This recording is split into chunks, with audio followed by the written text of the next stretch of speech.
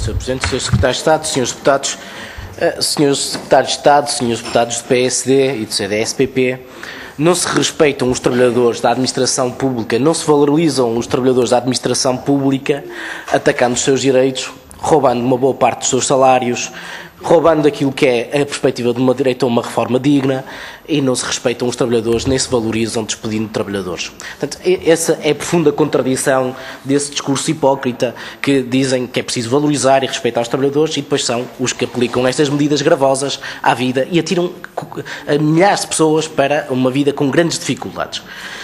O que ficou aqui provado nesta reunião, na nossa opinião, é que estas medidas que aqui estão a ser impostas não vão resolver nenhum dos nossos problemas do país.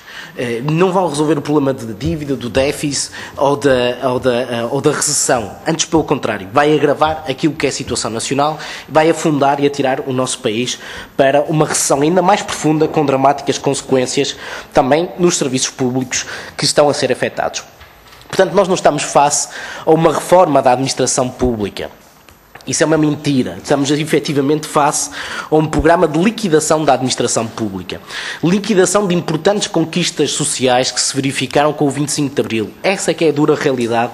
É esse o programa ideológico que está por trás destas medidas que estão aqui a ser apresentadas. Ficou também provado, apesar do desagrado das bancadas do PSD e CDS-PP, que nós gastamos em Portugal menos do que muitos países da Europa e menos do que a média da Europa a nível da administração pública. Nós gastamos 11% do PIB.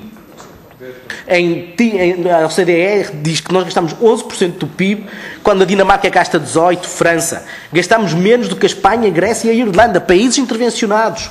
Na saúde gastamos menos, na proteção social gastamos menos.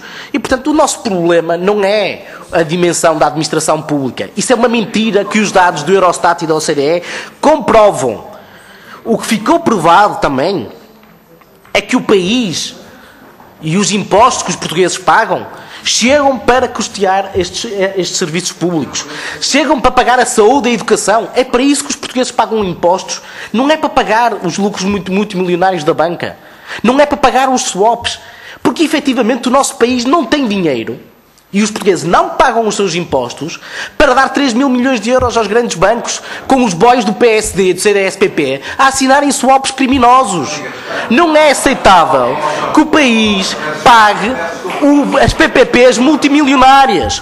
Não é possível que o nosso país pague 12 mil milhões de euros para a banca. Não é possível pagar 7 mil milhões de euros em juros. Isso não é possível. E essas pessoas, esses grandes grupos económicos, é que vivem acima das custas de todos os portugueses. Não são os serviços públicos que são os culpados.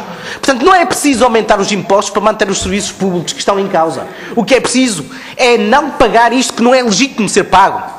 É não continuar com este regabof de injetarmos dinheiro do erário público, dinheiro dos impostos portugueses, que querem saúde e educação de qualidade, para dar de mão beijada aos grandes grupos económicos, à banca e a essas famílias que se continuam a engordar, que nem sanguessugas, à custa do Orçamento de Estado. Essa que é a realidade. E, portanto, há um caminho diferente que passa por ter coragem de cortar onde efetivamente é preciso cortar e não atacar nos serviços públicos que estão a ser comprometidos com esta política, com este governo. E, portanto, este governo, repito, não tem emenda, não tem futuro, tem é que ser derrotado o mais depressa possível na rua para que efetivamente se mude de rumo no nosso país. Eu percebo que incomoda esta argumentação.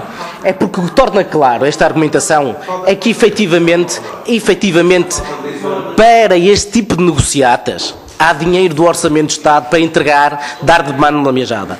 É ou não verdade que foram sucessivas administrações das empresas públicas de transportes que não fizeram contratos verdadeiramente criminosos para o interesse nacional? Foram do PS? Foram. Também serão do PSD e do CDS-PP, com certeza. E, portanto, nós temos aqui a obrigação de denunciar o seguinte: quando se diz que não há dinheiro, não há impostos para pagar os serviços públicos que nós temos, é mentira. O que nós não temos é dinheiro, é para estes benefícios fiscais. Quem foi que contratou, aceitou os juros agiotas do FMI, do BCE? Como é que é possível dizer-se quem subscreveu o Pacto de Agressão? Não foi o PSD, não foi o CDS-PP? Foram. Aceitaram ou não as imposições draconianas que estão a ser impostas ao nosso país? Aceitaram. Não retiro nenhuma palavra do que disse. Efetivamente, o que está aqui em cima da mesa, o PSD e o CDS-PP são por ação e por omissão. No que neste governo diz respeito, ao não terem a coragem de enfrentar estes interesses, a efetivamente tomarem conta do nosso país e porem estes interesses fora daquilo que é o legítimo interesse nacional. Isso é que é a dura realidade, quer gostem nem não gostem de ouvir. É fácil culpar e atirar as culpas para os trabalhadores da administração pública, é fácil atirar as culpas para os serviços públicos, é fácil culpabilizar os reformados pela situação do nosso país. Bom, o PSD e o CDS-PP são responsáveis, como o PSD, por afundarem o nosso país, por deixarem o nosso país a saco dos grandes grupos económicos que continuam a retirar dinheiro que não devem tirar, não estou a faltar ao respeito, é a dura realidade. Não devem continuar a tirar o dinheiro que é pago pelos impostos de todos nós para entregar a estes grandes grupos económicos. Tenham a coragem de enfrentar esses interesses.